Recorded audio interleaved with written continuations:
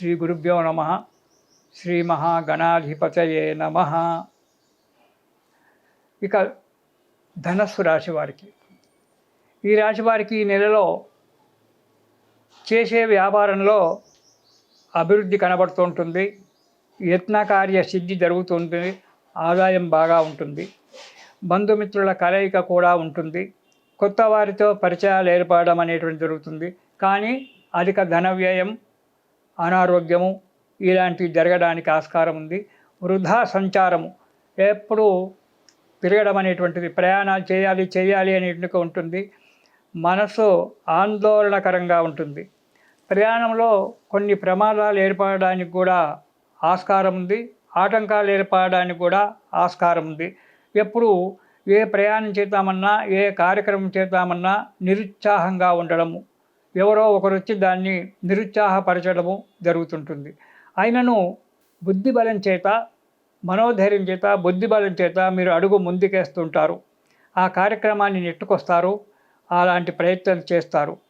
మీ జాతకంలో ఒకవేళ మంచి పొజిషన్ కనుక ఉన్నట్టయితే, గ్రహాలు దశలు అంతర్దశలు కనుక మంచిగా ఉన్నట్టయితే మీకంతా శుభమే జరుగుతుంటుంది.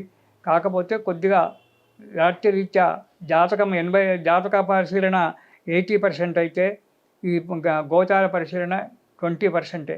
కాబట్టి అది కూడా చూయించుకొని అడుగు ముందుకేయడం చాలా మంచిది ధనుసు రాశి వారు.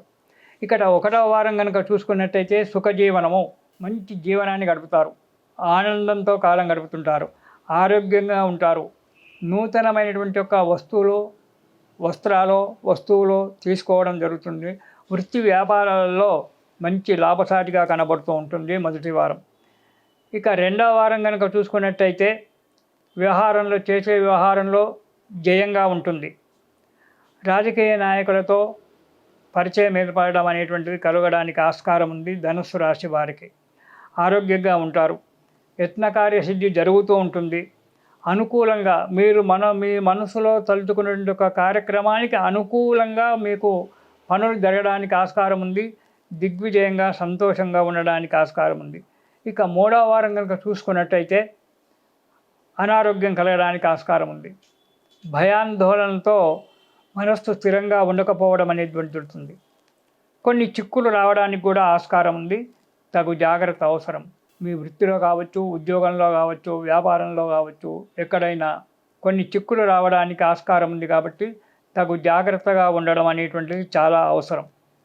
ఇక 4వ వారం కనుక చూసినట్టయితే అన్నింటా విజయం జరుగుతుంది.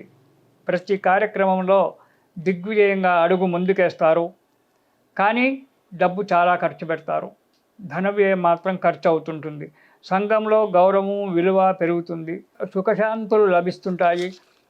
మంచి యొక్క జీవనం గడపడానికి ప్రయత్నం చేస్తారు. భగవంతుడు మీకు ఆ విధంగానే ఈ నెలలో సహాయం చేస్తుంటారు. ఈ నెలలో ఈ రాశివారు శని స్తోత్రం పారాయణం చేయడం మంచిది. దాంతోపాటు రుద్రాభిషేకం చేయించుకోవడం అనేటువంటిది చాలా మంచిది. జాగ్రత్తగా ఉండండి. సుఖాన్ని, సంతోషాన్ని పొందండి. ఇది శుభం.